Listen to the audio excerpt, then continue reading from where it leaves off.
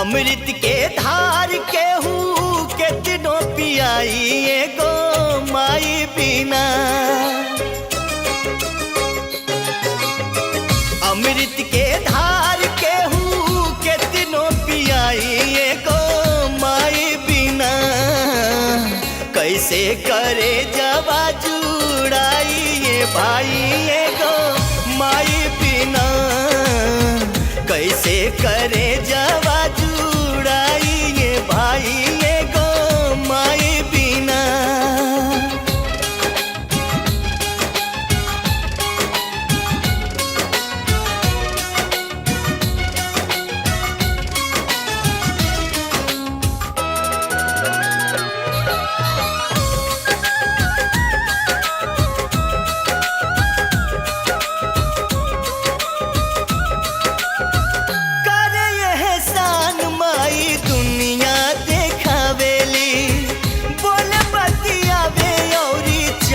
भी सिखावेली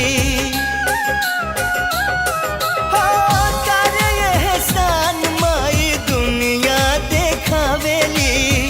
बोले बतियावे और चले भी सिखावेली। मिल जाई अन्न धन मिल सुख पूरा। माई के दुलार बिना सब कुछ अधूरा। अचरा ओढ़ा के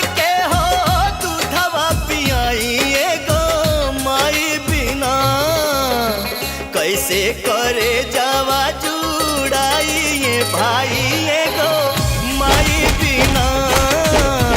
कैसे करे जवा जुड़ाई ये भाई एगो माई बिना।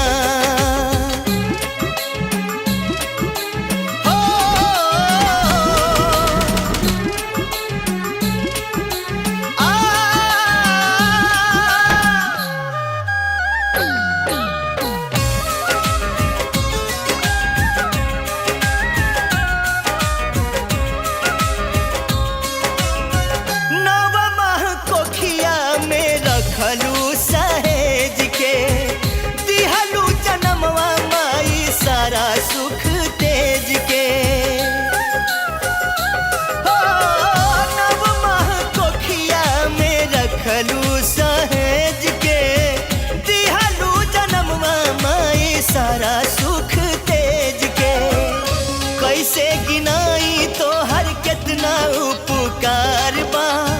रोवा रोवा माई हो तो हर कर्जदार बा।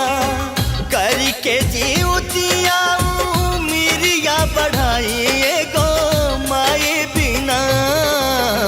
कैसे करे जवा जुड़ाई ये भाई एगो माई बिना।